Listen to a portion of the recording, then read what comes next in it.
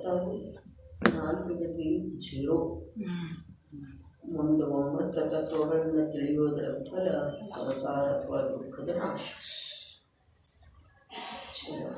ಮಂಗಳಂ ಭಗವಾನ್ ಮಂಗಳಂ ಪ್ರಥಮಾಜಿನಃ ಮಂಗಳಂ ಪ್ರಥಮಾಚಾರ್ಯೋ ಮಂಗಳಂ ಋಷಭೀಶ್ವರಃ.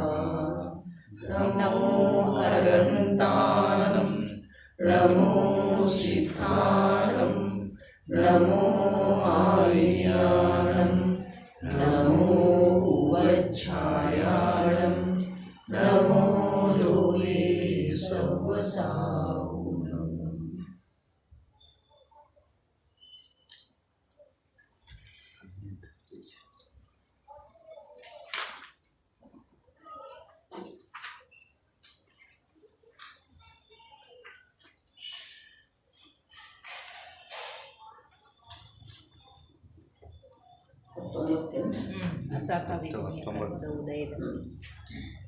ಅಸಾತಾವೇದನೀಯ ಕರ್ಮದ ಉದಯದಲ್ಲಿ ಹಸಿವೆಯಾಗುತ್ತದೆ ಎಂಬ ಮಾತು ಸತ್ಯವಿದೆ.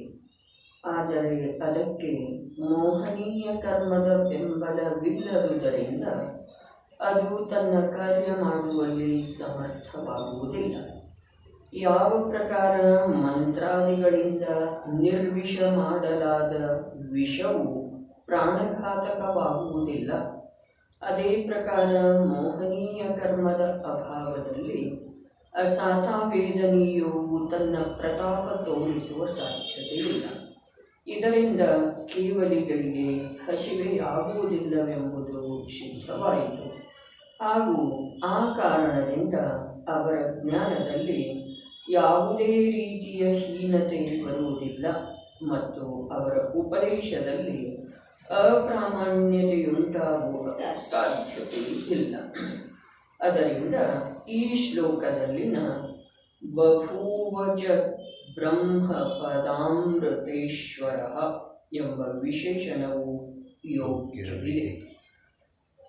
ಅಸಾತಾವೇದನೀಯ ಕರ್ಮದ ಉದಯದೊಳಗ ಜೀವನಿಗೆ ಹಸಿವಾಗ್ತಿದೆ ಮತ್ತು ಅರಹಂತ ಪ್ರಭುವಿಗೆ ವೇದನೀಯ ಕರ್ಮದ ಸತ್ತ ಉದಯ ಇದ್ದ ಕಾರಣ ಅದರಲ್ಲಿ ಎಲ್ಲ ಏನು ಸಾತ ಇರೋ ಸಾಧ್ಯ ಇಲ್ಲದ ಕೆಲವು ಅಸಾತ ಕರ್ಮದ ಪ್ರಕೃತಿಗಳು ಕೂಡ ಇರೋ.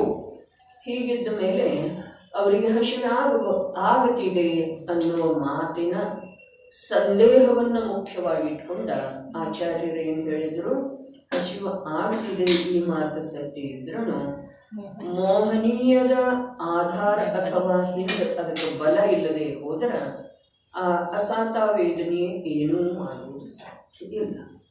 ಮೋಹನೀಯ ಕರ್ಮದ ಸತ್ತಾದೊಳಗನ ಅಸಾತಾವೇದನೀಯ ಕರ್ಮದಿಂದ ದುಃಖ ಆಗ್ತಿದೆ ಜೀವನಿಗೆ. ಹಸಿವೆ ಇದ್ದಾಯಿತು ಯಾವುದು. ಆದರೆ ಮೋಹನೀಯದ ಅಭಾವ ಆದ ನಂತರ ಜೀವನಿಗೆ ಸಾತಾ ಕರ್ಮದ ಉದಯದಿಂದ ಸುಖನೂ ಆಗೋದಿಲ್ಲ, ಅಸಾತಾ ಕರ್ಮದ ಉದಯದಿಂದ ದುಃಖನೂ ಆಗೋದಿಲ್ಲ. ಅವರ ಸುಖ ಅವರ ಆತ್ಮಿಕ ಸುಖ ಇದೆ, ಕರ್ಮಾಧೀನ ಇಲ್ಲ. ಈ ಆತ್ಮಿಕ ಸುಖ ಪ್ರಕಟ ಆದ ನಂತರ ಕರ್ಮದ ಉದಯದಿಂದ ಯಾವುದಾದರೂ ದುಃಖ ಆಗುತ್ತಿರಬಹುದು ಅನ್ನುವ ಪ್ರಶ್ನೆಯೇ ಬರುವುದಿಲ್ಲ, ಆಗೋದನೇ ಇಲ್ಲ. ಮೋಹನೀಯದ ಅಭಾವದೊಳಗ ಜೀವನಿಗೆ ಕರ್ಮ ಸಾಪೇಕ್ಷ ಅಥವಾ ಕರ್ಮ ನಿಮಿತ್ತದಿಂದ ಆಗುವಂತಹ ಸುಖ ದುಃಖಾದಿಗಳ ಆಗುವುದಿಲ್ಲ. ಅವರದ್ದು ಮರಣ ಆಯುಪೂರ್ಣ ಆಗುವುದರಿಂದ ಆಗ್ತಿದೆ, ಅವರಿಗೆ ಮರಣನ ಇಲ್ಲ. ಕೇವಲಿ ಭಗವಂತರದ್ದು ಮರಣ ಆಗ್ತಿದೆ ಅಂದರೆ ಇಲ್ಲ. ಯಾಕಿಲ್ಲ? ಅವರ ಆ ಜನ್ಮ ಮರಣದಿಂದ ರಹಿತ ತ್ರಿಕಾಲಿ ಯಾವ ಚೈತನ್ಯ ತತ್ವ ಇದೆಯೋ ಆ ಚೈತನ್ಯ ತತ್ವದೊಳಗ ಅವರ ಅಂತರ್ನಿಮಗ್ನ ಇದ್ದುಕೊಂಡ ಅನಂತ ಚತುಷ್ಟಯ ರೂಪದ ಶಕ್ತಿಯನ್ನ ಪ್ರಕಟಪಡಿಸಿಕೊಂಡಿದ್ದಾರೆ.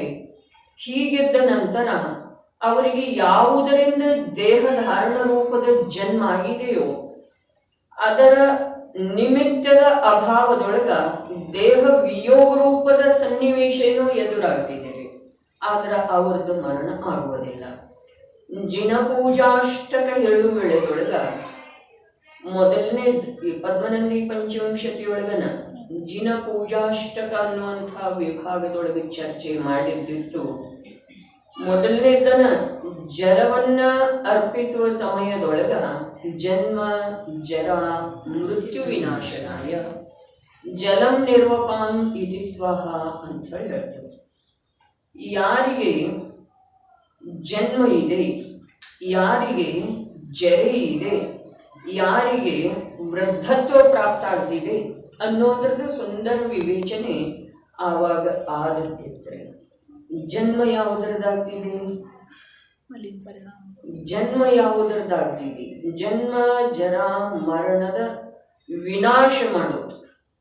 ಯಾವ ಪರ್ಯಾಯ ರೂಪದಿಂದ ಉತ್ಪನ್ನ ಆಗ್ತಿದೆಯೋ, ಯಾವ ಪರ್ಯಾಯ ಪರದ ಮೇಲೆ ದೃಷ್ಟಿ ಇಡ್ತಿದೆಯೋ ಆ ಪರ್ಯಾಯನ ಜರೆ ಅರ್ಥಾತ್ ಶಕ್ತಿಹೀನ ಆಗ್ತಿದೆ. ಶಕ್ತಿ ವೃದ್ಧತ್ವ ಅಂದ್ರೆ ಏನಿದೆ? ಶಕ್ತಿಯ ಹೀನತೆ ಇದೆ, ಶಕ್ತಿ ಕಳೆದು ಹೋಗುವುದಿದೆ. ಯಾವ ಪರ್ಯಾಯ ಉತ್ಪಾದ ರೂಪದ ಯಾವ ಪರ್ಯಾಯ ಇದೆಯೋ ಆ ಪರ್ಯಾಯ ಪರಸನ್ಮುಖ ಇರುವುದರಿಂದ ಅದರ ಶಕ್ತಿ ಹೀನಾಗ್ತಿದೆ, ಅರ್ಥಾತ್ ಅದಕ್ಕೆ ವೃದ್ಧತ್ವ ಬರ್ತಿದೆ, ಮತ್ತದ ಮರಣಕ್ಕೆ ಪ್ರಾಪ್ತ ಆಗ್ತಿದೆ, ಅರ್ಥಾತ್ ನಾಶಕ್ಕೆ ಪ್ರಾಪ್ತ ಆಗ್ತಿದೆ. ಯಾವ ಪರ್ಯಾಯ ಉತ್ಪನ್ನ ಆಗಿ ಕೂಡ ಉತ್ಪಾದವೇದ ಅನುಭವ ಮಾಡುವುದಿಲ್ಲವೋ ಆ ಪರ್ಯಾಯ ಏನಿದೆ ಅದು ಜನ್ಮ ಜರೆ ಮರಣಗಳ ಅಭಾವ ರೂಪ ದ್ರವ್ಯ ಸ್ವಭಾವ ರೂಪದ ಪರ್ಯಾಯ ಇದೆ. ಆ ಪರ್ಯಾಯಕ್ಕ ಉತ್ಪಾದದ ಆರಂಭನೂ ಇಲ್ಲ ಮತ್ತು ವ್ಯಯದ ಅಂತ್ಯನೂ ಇಲ್ಲ. ಆರಂಭ ಮತ್ತು ಅಂತ್ಯದಿಂದ ಭಲೆ ಆ ಪರ್ಯಾಯನೂ ಉತ್ಪನ್ನ ಆಗ್ತಿದೆ, ಆದ್ರೆ ಉತ್ಪನ್ನ ಆಗ್ತಾ ಇದ್ದ ಹಾಗೆ ಆ ಪರ್ಯಾಯ ತ್ರಿಕಾಲಿ ಸ್ವಭಾವದ ಮೇಲೆ ದೃಷ್ಟಿ ಹಾಕುವುದರಿಂದ ಅದೇ ಸಮಯದೊಳಗ ಅದಕ್ಕೆ ತ್ರಿಕಾಲಿತನದ ಅನುಭವ ಆಗ್ತಿದೆ. ಅದು ಭಲೆ ಮರು ಸಮಯದೊಳಗೆ ಇರುವುದಿಲ್ಲ, ಆದ್ರೆ ಯಾವಾಗ ಇದೆಯೋ ಅದು ಆವಾಗ ತ್ರಿಕಾಲಿತನದ ಅನುಭವ ಮಾಡಿದ್ರೆ ಅದರ ಅನುಭವದ ಮೇಲಿಂದ ಅದರ ಮರಣ ಆಗಲಿಲ್ಲ, ಅರ್ಥಾತ್ ಅದರ ಅಂತ ಆಗಲಿಲ್ಲ ಅಂಥೇಳಿ ಸಿದ್ಧ ಆಗ್ತಿದೆ. ಯಾವುದ ತ್ರಿಕಾಲಿಯ ಅನುಭವ ಮಾಡ್ತಿದೆ, ಈ ನನ್ನ ವಸ್ತು ತ್ರಿಕಾಲಿ ಇದೆ ಹೀಗ ಅನುಭವ ಅಲ್ಲ, ಆದ್ರೆ ಆ ತ್ರಿಕಾಲಿ ವಸ್ತುವಿನ ಜೊತೆಗೆ ವಸ್ತು ಸಾಪೇಕ್ಷ ಅಭೇದತೆ ಅರ್ಥಾತ್ ಒಂದು ಸಮಯದ ತಾದಾತ್ಮ್ಯ ಸಂಬಂಧ ಇದೆಯಲ್ಲ, ಅದರದ ಪರ್ಯಾಯದ ನಿಜ ದ್ರವ್ಯದ ಜೊತೆಗೆ ಸಮಯವರ್ತಿ ಕ್ಷಣಿಕ ತಾದಾತ್ಮ್ಯ ಸಂಬಂಧ ಇದೆ. ಹಾಗಾದರೆ ವಸ್ತುತಃ ಅದರ ಜೊತೆಗೆ ಅಭೇದವೇ ಇರುವಂತಹ ಪರ್ಯಾಯ ಯಾವಾಗ ಅದರ ಜೊತೆಗೆ ಅಭೇದತ್ವದ ಅನುಭವ ಮಾಡ್ತಿದೆಯೋ ಆವಾಗ ಅದಕ್ಕೆ ಯಾವ ರೀತಿಯ ಅನುಭವ ಆಗ್ತಿದೆ? ನಾನ ತ್ರಿಕಾಲಿ ಧ್ರುವ ಜ್ಞಾನ ಆನಂದಮಯ ಅನಂತ ಶಕ್ತಿ ಸಂಪನ್ನ ವಿಶ್ವದೊಳಗೆ ಅದ್ವಿತೀಯ ತತ್ವ ಇದ್ದೇನೆ, ನನಗೆ ಯಾವ ಪರಪದಾರ್ಥದ ಕಡೆಗೆ ನೋಡುವ ಅವಶ್ಯಕತೆ ಇಲ್ಲ, ನಾನು ಪರಪದಾರ್ಥದೊಳಗೆ ಏನೂ ಮಾಡೋ ಸಾಧ್ಯ ಇಲ್ಲ, ಪರಪದಾರ್ಥ ನನ್ನ ಇಂಥ ಅದ್ಭುತ ವಿಶೇಷಣಯುಕ್ತ ವಸ್ತುವಿಗೆ ಏನೂ ಮಾಡೋ ಸಾಧ್ಯ ಇಲ್ಲ. ಇವೆಲ್ಲ ಭಾವಗಳ ಅದರೊಳಗೆ ಅನುಭವ ಗೋಚರ ಅದಾವೆ. ಇವು ಕೆಲವು ಕಥನ ಮಾಡಿತು, ಆದರೆ ಇಂಥವ ಅನಂತ ಭಾವಗಳ ಒಂದು ಪರ್ಯಾಯದೊಳಗೆ ಅನಂತ ಅವಿಭಾಗ ಪ್ರತಿಚ್ಛೇದದ ಅರ್ಥಾತ್ ಅನಂತ ಪ್ರಕಾರದ ಅನುಭೂತಿ ಇದೆ.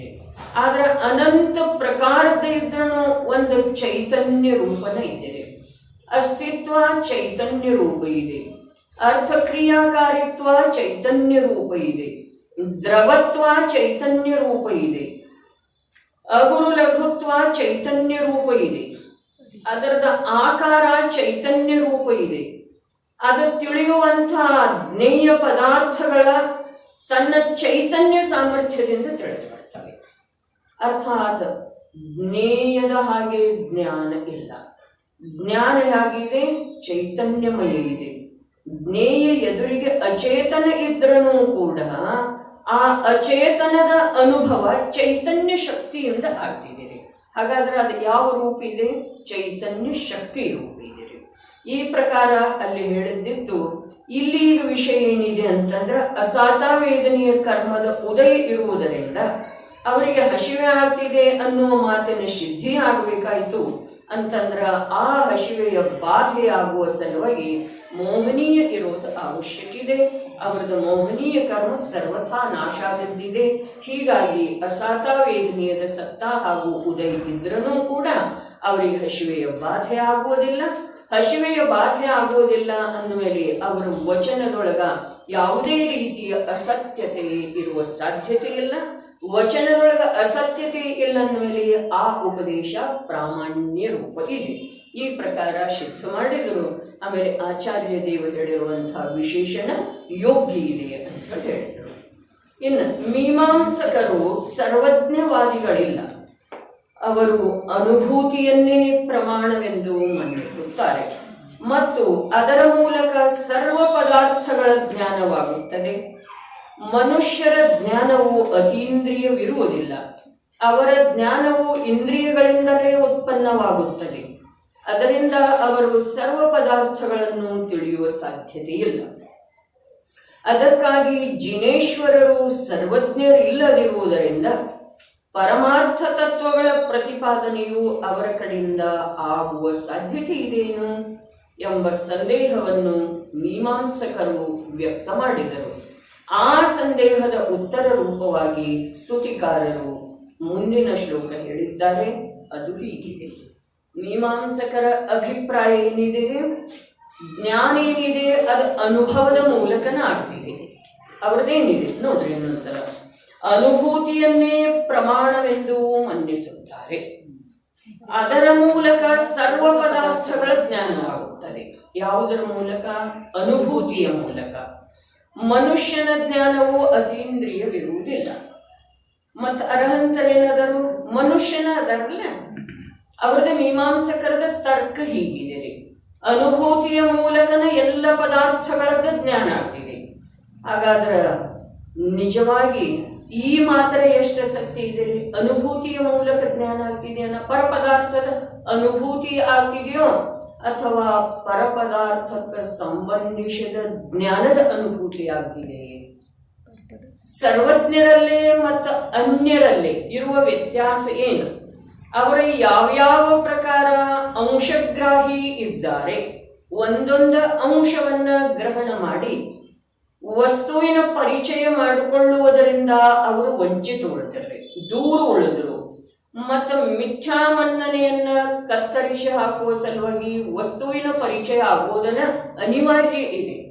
ಮತ್ತು ಆ ವಸ್ತುವಿನ ಪರಿಚಯ ಅನೇಕಾಂತಾತ್ಮಕ ವಸ್ತುವಿನ ಪರಿಚಯ ಒಂದು ಕಥಂಚಿತ್ವಾದ ಅರ್ಥಾತ್ ಶಾದ್ವಾದದಿಂದನ ಆಗುವ ಸಾಧ್ಯತೆ ಇದೆ. ಅನುಭೂತಿಯಿಂದನ ಪದಾರ್ಥದ ಪರಿಚಯ ಆಗ್ತಿದೆ. ಈ ಮಾತ ಕಥಂಚಿತ್ ಸತ್ಯ ಇದೆಯೋ ಅಥವಾ ಇಲ್ರಿ? ಯಾವ ವಸ್ತುವಿನ ಪರಿಚಯ ಅನುಭೂತಿಯಿಂದ ಆಗ್ತಿದೆ? ಸಮಸ್ತ ವಸ್ತುಗಳ ಪರಿಚಯ ಅನುಭೂತಿಯಿಂದನ ಆಗ್ತಿದೆ. ಹಾಗಾದ್ರೆ ಪರಪದಾರ್ಥಗಳ ಅನುಭೂತಿ ಆಗ್ತಿದೆಯನ? ಇಲ್ಲ. ಈಗ ಇಲ್ಲಿಯವರೆಗೆ ಹೇಳ್ತು ಪರಪದಾರ್ಥಕ್ಕೆ ಸಂಬಂಧಿಸಿದ ಜ್ಞಾನ ಆಗ್ತಿದೆ, ಆ ಜ್ಞಾನದ ಅನುಭೂತಿ ಆಗ್ತಿದೆ ಅಂತ ಹೇಳಿ ಹೇಳ್ತು. ಅದು ಸತ್ಯವೋ ಅಥವಾ ಸಮಸ್ತ ಪದಾರ್ಥಗಳ ಜ್ಞಾನ ಅನುಭೂತಿಯಿಂದನ ಆಗ್ತಿದೆ ಅನ್ನೋದು ಸತ್ಯ? ಅದರ ಸಲುವಾಗಿ ಇದು ವಿಷಯ ಸ್ವಲ್ಪ ಗಂಭೀರ ಇದೆ ರೀ. ಇಲ್ಲಿ ಮೀಮಾಂಸಕರದ ಬಂತು ವಿಷಯ ಅಂಥೇಳಿ ಆ ಪ್ರಕಾರದ ಆ ಮನ್ನನೆ ಇದೆಯಲ್ಲ, ಮಿಥ್ಯಾ ಮನ್ನನೆ ಇನ್ನೂ ಅವ್ರದ್ದು ಮುಗುದಿಲ್ಲ. ಮೂಲ ಮಾತೇನು ಹೇಳಿದ್ರು? ಜೀವನಿಗೆ ಅರ್ಥಾತ್ ಮನುಷ್ಯನಿಗೆ ಜ್ಞಾನ ಯಾವುದರಿಂದ ಆಗ್ತಿದೆ? ಅನುಭೂತಿಯಿಂದನೇ ಆಗ್ತಿದೆ. ಯಾವುದರದ? ಸರ್ವ ಪದಾರ್ಥಗಳದ. ಮತ್ತು ಮನುಷ್ಯನ ಜ್ಞಾನ ಅತೀಂದ್ರಿಯ ಇರುವುದಿಲ್ಲ. ಅಲ್ಲಿ ವಿರೋಧ ಆಯ್ತು. ಅದಕ್ಕಿಂತ ಮೊದಲೇನು ಹೇಳಿದಾರೆ? ಅದು ಸರ್ವಥಾ ಅಂದ್ರ ವಿರೋಧನೇ ಇದೆ, ಕಥಂಚಿತ್ ಅಂದ್ರ ವಿರೋಧಿಲ್ಲ. ಜ್ಞಾನ ಸಮಸ್ತ ಪದಾರ್ಥಗಳ ಜ್ಞಾನ ಅನುಭೂತಿಯಿಂದನೇ ಆಗ್ತಿದೆ. ಮನುಷ್ಯನ ಜ್ಞಾನ ಇಂದ್ರಿಯಗಳಿಂದನೇ ಆಗ್ತಿದೆ, ಅತೀಂದ್ರಿಯ ಇರುವುದಿಲ್ಲ ಅಂತ ಹೇಳಿ ಹೇಳ್ತಾರೆ.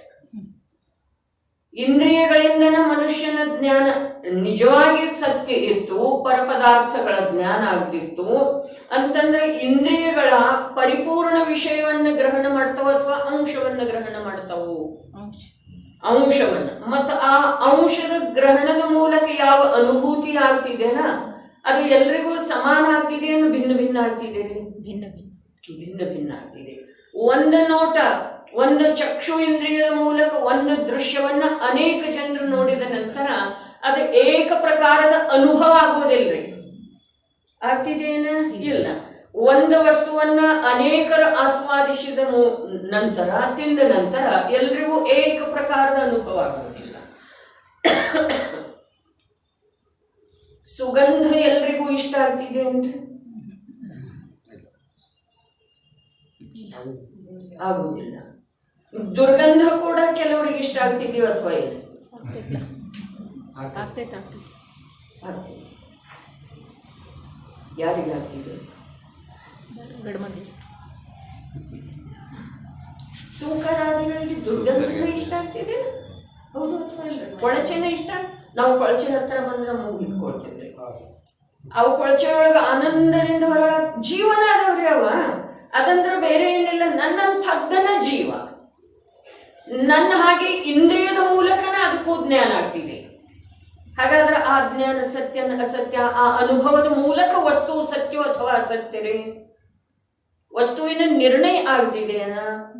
ಸುಗಂಧ, ಒಂದೇ ಪ್ರಕಾರದ ಸುಗಂಧ 10 ಜನರಿಗೆ ಇಷ್ಟ ಆಗುದಿಲ್ಲ. ಒಬ್ಬರಿಗೆ ತಲೆ ಎದ್ದು ಹೋಗ್ತಿದೆ ಆ ಸುಗಂಧದಲ್ಲಿ, ಒಬ್ಬರಿಗೆ ಹಿತ ಹಿತ ಹಿತ ಸಿಗುತ್ತೆ, ಹೌದು ಅಥವಾ ಇಲ್ಲ? ಅಂದ್ರೆ ಇದರ ಅರ್ಥ ಏನಿದೆ? ಇಂದ್ರಿಯದ ಮೂಲಕ ಯಾವ ಅನುಭೂತಿ ಆಗ್ತಿದೆಯೋ ಆ ಅನುಭೂತಿಯ ಮಾಧ್ಯಮದಿಂದ ವಸ್ತುವಿನ ನಿರ್ಣಯ, ಸತ್ಯ ನಿರ್ಣಯ ಆಗೋದಿಲ್ಲ. ಅವರೇನು ಹೇಳ್ತಾರು? ಮನುಷ್ಯನಿಗೆ ಅತೀಂದ್ರಿಯ ಜ್ಞಾನ ಇರುವುದಿಲ್ಲ ಅಂತ ಹೇಳಿ ಹೇಳ್ತಾರೆ. ನಿಮ್ಮ ಸರ್ವಜ್ಞ ಪ್ರಭು ಮನುಷ್ಯನೇ ಅದಾರು ಅಂತ ಅವರು ಹೇಳ್ತಾರೆ. ಮನುಷ್ಯನಿಗೆ ಸರ್ವಜ್ಞ ಪ್ರಭುವನ್ನಂತೂ ಬಿಡ್ರಿ, ಆದ್ರ ಸಮ್ಯಕ್ ದೃಷ್ಟಿಗೆ ಅತೀಂದ್ರಿಯ ಜ್ಞಾನ ಇದೆಯೋ ಅಥವಾ ಇಲ್ರಿ? ಇದೆ. ಸರ್ವಜ್ಞ ಪ್ರಭುವಂತೂ ಗೆದ್ದ ಬಿಟ್ಟ. ದರ್ಶನಾವರಣ, ಜ್ಞಾನಾವರಣ, ಮೋಹನೀಯ, ಅಂತರಾಯ, 4 ಘಾತಿ ಕರ್ಮ ಅಭಾವ ರೂಪದ ಅವರದ ಸರ್ವಜ್ಞತ್ವ ಪ್ರಕಟ ಆಗಿದೆ. ಅದನ್ನಂತೂ ಈ ಮೂರ್ಖರು ತಿಳಿಯೋದನ್ನ ಸಾಧ್ಯ ಇಲ್ಲ. ಆದ್ರ ಮನುಷ್ಯನಿಗೆ ಅಷ್ಟೇ ಅಲ್ಲ, ತಿರಿಯಂಚಕ ಕೂಡ ಅತೀಂದ್ರಿಯದ ವಿಷಯನಾದಂತಹ ಶುದ್ಧಾತ್ಮನ ಅನುಭೂತಿ ಆದ ನಂತರ ಆ ಶುದ್ಧಾತ್ಮನ ಕುರಿತು ಯಾವ ಜ್ಞಾನ ಇದೆ, ಅದು ಅತೀಂದ್ರಿಯ ಜ್ಞಾನ ಇದೆಯೋ ಅಥವಾ ಇಂದ್ರಿಯ ಜ್ಞಾನ ಇದೆಯೋ? ಜ್ಞಾನದ ಮುಖ್ಯತೆ ಇಲ್ಲ. ಜ್ಞಾನ ಯಾವ ವಿಷಯವನ್ನ ತಿಳಿತಿದೆಯಲ್ಲ ಆ ವಿಷಯ ವಸ್ತುವಿನ ಸತ್ಯತೆಯ ಮುಖ್ಯತೆ ಇದೆ. ಶಾದ್ವಾದ ಏನು ಹೇಳ್ತಿದೆ? ಶಾದ್ವಾದ ಯಾವುದಕ್ಕೆ ಹೇಳ್ತಾರೆ? ಅನೇಕಾಂತಮಯ ವಸ್ತು ಹೇಗಿದೆ ಅದರ ಸ್ವರೂಪ, ಅದನ್ನು ತಿಳಿಯುವ ಸಲುವಾಗಿ ಅತೀಂದ್ರಿಯ ಜ್ಞಾನನ ಬೇಕ್ರಿ. ಅತೀಂದ್ರಿಯ ಜ್ಞಾನ ಅರ್ಥಾತ್ ಯಾವ जो एक को जानते हैं वह सर्व को जानते हैं. एक ಯಾವುದ? ಆ ಆತ್ಮ, ನಿಜಾತ್ಮ, ಅಹಂ ಏಕೋ, ನಾನು ಏಕಿದ್ದೇನೆ. ಏಕಂದ್ರೆ ಏನು? ಅನಂತ ಗುಣಮಯ ಇದ್ರನು, ತ್ರಿಕಾಲವರ್ತಿ, ಸಮಯದಷ್ಟು ಪರ್ಯಾಯ ಭೇದ ನನ್ನಲ್ಲೇ ಇದ್ರನು ಕೂಡ, ಆಕಾಶದ ಪ್ರದೇಶದ ಅನಂತ ಗುಣಿತ ಗುಣಗಳ ನನ್ನಲ್ಲೇ ಇದ್ರನು ಕೂಡ, 3 ಕಾಲದ ಸಮಯ ಎಷ್ಟಿದವೆಯೋ ಅಷ್ಟು ವಿವಿಧ ಪರ್ಯಾಯಗಳ ನನ್ನಲ್ಲೇ ಇದ್ರನು ಕೂಡ ನಾನು ಅವೆಲ್ಲವುಗಳ ಜೊತೆಗೆ ಏಕರೂಪ ಇದ್ದೇನೆ, ಭಿನ್ನ ಇಲ್ಲ, ತುಂಡು ಇಲ್ಲ, ಅಭೇದ ವಸ್ತು ಇದ್ದೇನೆ. ಅಹಂ ಏಕೋ. ಯಾವಾಗ ಏಕರೂಪದಿಂದ, ಒಂದು ಚಿದಾನಂದ ರೂಪದಿಂದ, ಒಂದು ಚೈತನ್ಯಾನಂದ ರೂಪದಿಂದ, ಒಂದು ಅತೀಂದ್ರಿಯ ಜ್ಞಾನಾನಂದ ರೂಪದಿಂದ ಯಾವಾಗ ತಿಳಿತಾನೋ ಆ ವೇಳೆದೊಳಗೆ ಅವನು ಹೇಳ್ತಾನೆ ಅಹಂ ಏಕೋ. ಏಕ ಹೇಗಿದೆ? ಅದ ಆಕಾಶದ ಪ್ರದೇಶಗಳ ಅನಂತ ಗುಣಿತ ಗುಣಯುಕ್ತ ಇದೆ. 3 ಕಾಲದ ಸಮಯವರ್ತಿ ಪರ್ಯಾಯ ಎಷ್ಟದೋ ಆ ಪರ್ಯಾಯಗಳ ರೂಪ, ಅಷ್ಟು ಪರ್ಯಾಯಗಳ ಭೇದ ಇದೆ. ಅಷ್ಟು ಇರುವೆಳೆದೊಳಗೂ ಕೂಡ ನಾನು ಹೇಗಿದ್ದೇನೆ? ಏಕಿದ್ದೇನೆ. ಏಕ ಇರುವುದರಿಂದ ಶುದ್ಧ ಇದ್ದೇನೆ. ನಾನು ಮನುಷ್ಯ, ನಾನು ತಿರ್ಯಂಚ, ನಾನು ಸ್ತ್ರೀ, ನಾನು ಪಶು, ನಾನು ಬಾಲಕ, ನಾನು ವೃದ್ಧ, ನಾನು ರೋಗಿ, ನಾನು ದರಿದ್ರ, ನಾನು ಶ್ರೀಮಂತ, ಈ ಪ್ರಕಾರದ್ದೆಲ್ಲ ಏನು ಭೇದದವೋ ಆ ನಾನನ್ನುವುದರೊಳಗ ಅಲ್ಲಿಯವರೆಗೆ ಆ ನಾನು ಶುದ್ಧ ಇಲ್ಲ, ಅಶುದ್ಧ ಇದೆ. ಸರ್ವಥಾ ಆ ಭೇದದ ಅಭಾವ ಇದೆಯಲ್ಲ, ಅರೆ ಪರ್ಯಾಯ ಸಾಪೇಕ್ಷ ಆ ಭೇದ ಸತ್ಯನೇ ಇದೆ. ವೃದ್ಧ ಇದ್ದದ್ದು ಸತ್ಯ ಅಲ್ಲ, ರೋಗಿ ಇದ್ದದ್ದು ಸತ್ಯ ಅಲ್ಲ, ದರಿದ್ರ ಇದ್ದದ್ದು ಸತ್ಯ ಅಲ್ಲ. ಎಲ್ಲವೂ ಇಲ್ಲಿಯವರೆಗೆ ಏನ್ ಹೇಳಿತು ಅವೆಲ್ಲ ಸತ್ಯ. ಸತ್ಯ ಇದ್ರೂ ಅದು ಯಾವ ಅಪೇಕ್ಷದಿಂದ? ಸಮಯವರ್ತಿ ಪರ್ಯಾಯದ ಅಪೇಕ್ಷ. ಆದ್ರೆ ಆ ಪರ್ಯಾಯಗಳನ್ನ ಧಾರಣ ಮಾಡಿರುವಂಥ ಏಕ ವಿಶಾಲ ವೃಕ್ಷ ಏನಿದೆಯಲ್ಲ, ಅನೇಕ ಎಲೆ ಅದಾವ್ರಿ ವೃಕ್ಷದೊಳಗ. ಕೆಲವು ಚಿಕ್ಕವದಾವ್, ಕೆಲವು ದೊಡ್ಡವದಾವ್, ಕೆಲವು ಹಳದಿ ಅದಾವ್, ಕೆಲವು ಹಸಿರು ಅದಾವ ಅಥವಾ ಇಲ್ರಿ, ಮಿಡಿ ಇದಾವ್, ಕಾಯಿ ಹಣ್ಣು ಇದಾವ್, ಏನ ಹೂವು ಇದಾವ್, ಮೊಗ್ಗೆ ಅದಾವ್, ಎಲ್ಲ ಅದಾವ್ರಿ. ಅವು ಎಲ್ಲವುಗಳ ಅಭೇದತೆ ಏನಿದೆ ಅದು ವೃಕ್ಷದ ಸುಂದರತೆ ಇದೆ. ವೃಕ್ಷದ ಸುಂದರತೆ ಇದೆ, ವೃಕ್ಷ ಇದೆ ಅಲ್ಲ, ವೃಕ್ಷದ ಸುಂದರತೆ ಇದೆ. ಮತ್ತು ಬರೀ ಆ ಮೊಗ್ಗುಗಳನ್ನ ನೋಡಿದ್ರೆ ಅದು ವೃಕ್ಷ ಇದೆಯಾ? ಅದು ವೃಕ್ಷದ ಸೌಂದರ್ಯ ಇದೆಯಾ? ಬರೇ ಚಿಗುರಲ್ಲಿ ಚಿಕ್ಕ ಚಿಕ್ಕ ಎಲೆಗಳನ್ನ ನೋಡಿದ್ರೆ ವೃಕ್ಷದ ಸೌಂದರ್ಯ ಇದೆಯೇನು? ಬರೇ ಫಲಗಳನ್ನ ನೋಡಿದ್ರೆ ವೃಕ್ಷದ ಸೌಂದರ್ಯ ಇದೆಯೇನು? ಅದು ಎಲ್ಲದರ ಜೊತೆಗೆ ಅಭೇದವಾಗಿ ಯಾವುದು ನಿಂತುಕೊಂಡಿದೆಯೋ ಅದು ವೃಕ್ಷ ಇದೆ, ಅದು ವೃಕ್ಷದ ಸುಂದರತೆ ಇದೆ. ಅದೇ ಪ್ರಕಾರ ನನ್ನಲ್ಲೇ ವಿಕಾರಿ ಭಾವ ಇದಾವೆ, ಕರ್ಮಜನಿತ ಭಾವ ಇದಾವೆ, ಕರ್ಮಜನಿತ ದೇಹಾದಿ ಸಂಯೋಗ ಇದೆ. ದೇಹಾದಿ ಅಂದ ನಂತರ ಅನೇಕಾನೇಕ ಸಂಯೋಗಗಳ ಈ ಜೀವದ ಮಲಿನ ಭಾವ, ಪೂರ್ವದಲ್ಲಿ ಮಾಡಿದ ಮಲಿನ ಭಾವದ ಫಲಸ್ವರೂಪವಾಗಿ ಇಷ್ಟೆಲ್ಲ ವಿಸ್ತೃತ ಜಡಚೇತನ ಪದಾರ್ಥಗಳ ಸಂಯೋಗ ಇದೆ. ನೀನು ಈ ಮನೆ ಮಾಲೀಕಿದ್ದೆ, ನೀನು ಆ ಮನೆ ಮಾಲೀಕಿದ್ದೆ. ಯಾಕೆ? ಯಾರು ವಿಭಾಜನೆ ಮಾಡಿದ್ರು ಇದನ್ನ? ಯಾರು ಮಾಡಿದ್ರು? ಆ ಮನೆಯೊಳಗೆ ನಿಮ್ಮ ಸುಂದರತೆ ಇದೆ, ಈ ಮನೆಯೊಳಗೆ ನಿನ್ನ ಸುಂದರತೆ ಇದೆ. ಯಾರು ಮಾಡಿದ್ದಾರೆ? ಅದು ಈ ಜೀವದನೇ ಇದೆಯೋ ಅಥವಾ ಇಲ್ಲ? ಇದೆ. ಆದ್ರೂ ಕೂಡ ಅದು ಜೀವದ ಅಶುದ್ಧತೆ ಇದೆ. ಅಶುದ್ಧತೆ ಇರುವಳೆಗಳು ಕೂಡ ಅದು ಜೀವದನೇ ಇದೆ. ಏಕ್ ಅಹಂ ಏಕೋ ಒಂದು ಸಲ ಸ್ವೀಕಾರ ಮಾಡಿದ್ರ ವಿಕಾರಿ ಪರ್ಯಾಯದ ನಾಶ ಮಾಡುವ ಸಲುವಾಗಿ ಯಾವ ಬೇರೆ ಪ್ರಯತ್ನ ಮಾಡಬೇಕಾಗಿಲ್ಲ. ಆ ವಿಕಾರಿ ವೃಕ್ಷದಲ್ಲಿ ಇರುವಂಥ ಪಕ್ವ ಫಲಗಳ ಒಮ್ಮೆ ಉದುರ್ತಾವ ಅಥವಾ ಇಲ್ರಿ, ಪಕ್ವ ಪರ್ಣಗಳ ಒಮ್ಮೆ ಉದುರ್ತಾವ ಅಥವಾ ಇಲ್ರಿ. ಬೇಕಾದ್ರೆ ಒಣಗಬಹುದು, ಬಹಳ ಕಾಲದವರೆಗೆ ಅಲ್ಲೇ ಉಳಿಬಹುದು, ಆದ್ರೆ ಶಾಶ್ವತವಾಗಿ ಅಲ್ಲೇ ಉಳಿಯುವುದಿಲ್ರಿ. ಅದೇ ಪ್ರಕಾರ ವಿಕಾರಿ ಪರ್ಯಾಯ ಅನಾದಿ ಕಾಲದಿಂದ ನಡೀತಾ ಇದೆ, ಅದರ ರೂಪ ಬದಲಾಗ್ತಾ ಇದೆ, ಒಣಗಿ ಹೋಗಿದೆ, ಒಮ್ಮೆ ತಾಜಾ ಕಾಣಿಸ್ತಿದೆ, ಆದ್ರೆ ಒಮ್ಮೆ ಅದು ಬಿದ್ದು ಹೋಗೋದನ್ನೇ ಇದ್ದೀರಿ. ಹೇಗೆ ಬಿದ್ದು ಹೋಗೋದ? ಶಾಶ್ವತವಾಗಿ ಬಿದ್ದು ಹೋಗೋದು. ಏನು ಹೇಳ್ತಾ ಇದ್ದಾರೆ ಅಂದ್ರೆ ನಮಗೆ ಇಲ್ಲಿ ಇನ್ನೂ ಇದಿಷ್ಟು ದೊಡ್ಡದ ಉತ್ಥಾನಿಕೆ ಇದೆ ರೀ.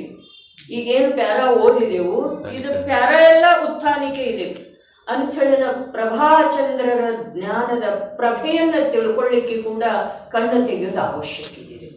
ಬೆಳಕು ಕಾಣಬೇಕಾದ್ರೆ ನಾವು ಕಣ್ಣು ತೆಗಿಬೇಕಲ್ಲಪ್ಪ, ಕಣ್ಣು ತೆಗೆಯೋದು ಅವಶ್ಯಕ ಇದೆ. ಯಾವ ಕಣ್ಣ? ಜ್ಞಾನ ನೇತ್ರವನ್ನು ತೆಗೆಯೋದು ಅವಶ್ಯಕ ಇದೆ. ಆ ಜ್ಞಾನ ಹೇಗಿದೆ? ಜ್ಞಾನ ಹೇಗಿದೆ ರೀ? ಇಂದ್ರಿಯಾಧೀನ ಇದೇನು ಇಂದ್ರಿಯಾತೀತ ಇದೆ ರೀ. ಇಂದ್ರಿಯದ ಮೂಲಕ ಕಾರ್ಯ ಮಾಡುವೆಳದೊಳಗೆ ಕೂಡ ಇಂದ್ರಿಯಾಧೀನ ಇಲ್ರಿ. ಅದ ಕಲ್ಪನೆ ಆಗಿದೆ, ನಮ್ದು ಅನುಭೂತಿ ಹಾಗೆ ಮಾಡ್ತಾ ಇದ್ದೇವೆ, ಅಭಿಪ್ರಾಯ ಆಗಿದೆ, ಇದೆಲ್ಲ ಸತ್ಯ. ಆದ್ರೆ ಜ್ಞಾನ ಇಂದ್ರಿಯಾಧೀನ ಇಲ್ಲ. ಯಾರ್ದು?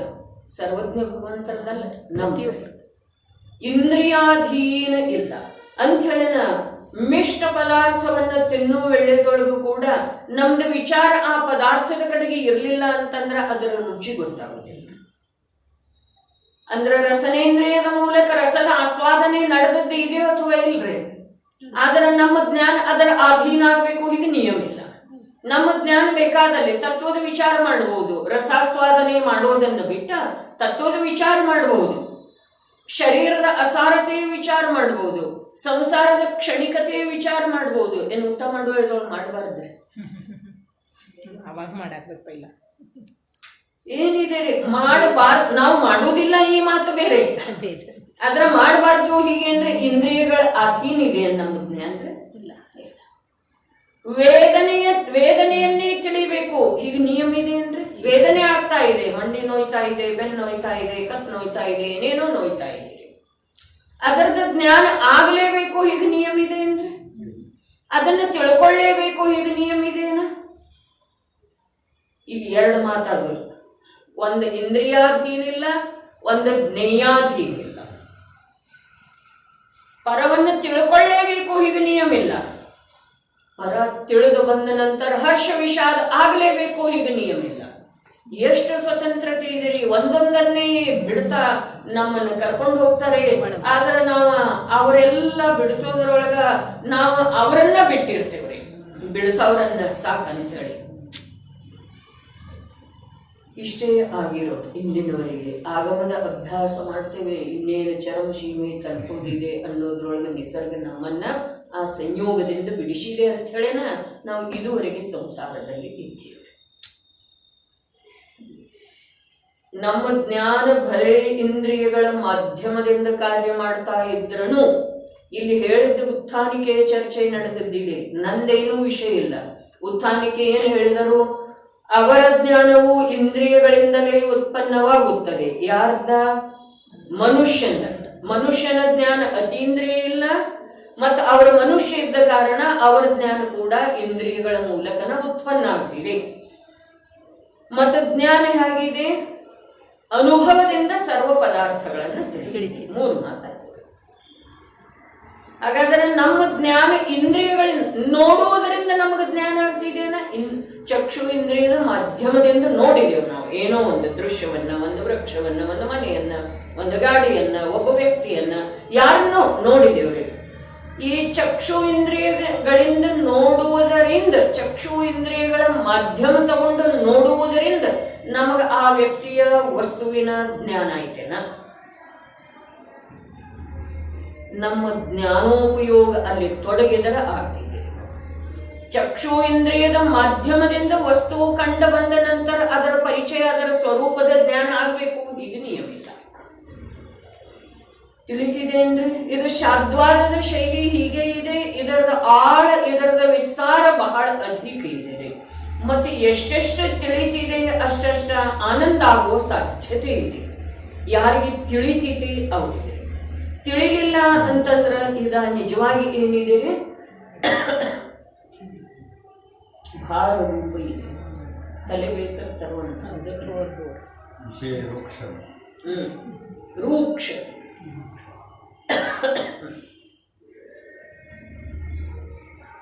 ಎಷ್ಟು ಮಾತಾಡು ಇವತ್ತ. ಯಾವ ಪರಪದಾರ್ಥಗಳನ್ನ ಜೀವ ತಿಳಿತಾನೋ ಅವ ಅನುಭವ ಪೂರ್ವಕನ ತಿಳಿತಾನೆ ಅಂತ ಹೇಳಿ ಹೇಳ್ತಾರೆ. ಇದರೊಳಗೆ ನಾವು ಸತ್ಯತೆಯನ್ನು ನೋಡೋದಿದೆ. ಯಾಕೆ ಅಂತಂದ್ರೆ ಮೀಮಾಂಸಕರ ಹೇಳಿರುವಂತಹ ಮಾತಿನೊಳಗೂ ಕೂಡ ವಸ್ತು ಸತ್ಯ ಅಡಗಿದ್ದು ಇದೆ.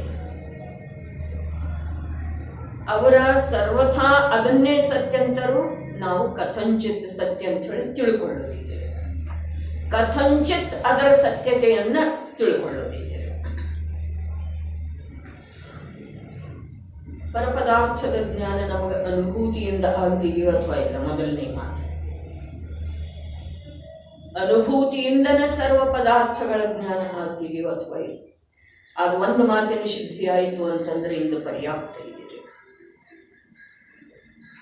ನಮಗೆ ಯಾವ ಪರಪದಾರ್ಥಗಳು, ಸರ್ವ ಪರಪದಾರ್ಥಗಳು, ಒಟ್ಟಿನಲ್ಲಿ ಸರ್ವ ಪದಾರ್ಥದೊಳಗೆ ನಾನೂ ಬಂದೆ, ಸ್ವನು ಬಂತು, ಮತ್ತ ಪರ. ಅದರ ಸಲುವಾಗಿನ ಹೇಳ್ತು ಜೋ ಏಕ ಭೋಜ ಅಂತ ಹೇ, ಅದರ ಸಲುವಾಗಿನ ಹೇಳ್ತು ಅಹಂ ಏಕೋ, ಅದರ ಸಲುವಾಗಿನ ಹೇಳ್ತು ವೃಕ್ಷದ ದೃಷ್ಟಾಂತ, ಅದರ ಸಲುವಾಗಿನ ಹೇಳ್ತು ಆಕಾಶದ ಪ್ರದೇಶದ ಅನಂತ ಗುಣಿತ ಗುಣ, ಮತ್ತು ಕಾಲದ ಮೂರೂ ಕಾಲದ ಸಮಯವರ್ತಿ ಪರ್ಯಾಯ ಏನದವು ಅಷ್ಟು ಪರ್ಯಾಯಗಳ ನನ್ನಲ್ಲೇ ಶಕ್ತಿ ರೂಪದಿಂದ. ಶಕ್ತಿ ರೂಪದಿಂದ ಇಲ್ಲದೆ ಹೋದ್ರೆ ವ್ಯಕ್ತ ಸಾಧ್ಯ. ವ್ಯಕ್ತ ರೂಪದಿಂದ ಇಲ್ಲ, ಆದರೆ ಶಕ್ತಿ ರೂಪದಿಂದ ಇದ್ದಾವೆ. ಅಥವಾ ಆ ಪ್ರಕಾರದ ಪರ್ಯಾಯ ಆಗುವಂಥ ಶಕ್ತಿ ಇದೆ ನನ್ನಲ್ಲಿ. ನಾವು ಯಾವ ಪ್ರಕಾರ ಬೇಕಾದರೂ ತಿಳಿಯಬಹುದು. ಶಕ್ತಿ ರೂಪದಿಂದ ಆ ಪರ್ಯಾಯಗಳು ವಿದ್ಯಮಾನ. ಈಗ ಹೇಳ್ರಿ ತಾವ, ಮೋಕ್ಷದ ಪರ್ಯಾಯ ನಮ್ಮಲ್ಲೇ ಶಕ್ತಿ ರೂಪದಿಂದ ಇದೆಯೋ ಅಥವಾ ಇಲ್ಲ? ನಮ್ಮಲ್ಲೇ ಇದೆ ಅಂತ ಗೊತ್ತಿಲ್ಲ, ಆದ್ರೆ ಭವ್ಯ ಜೀವದಲ್ಲೇ ಇದೆ ಅನ್ನೋದು ಆಗಮ ವಚನ ಇದೆ. ಏನು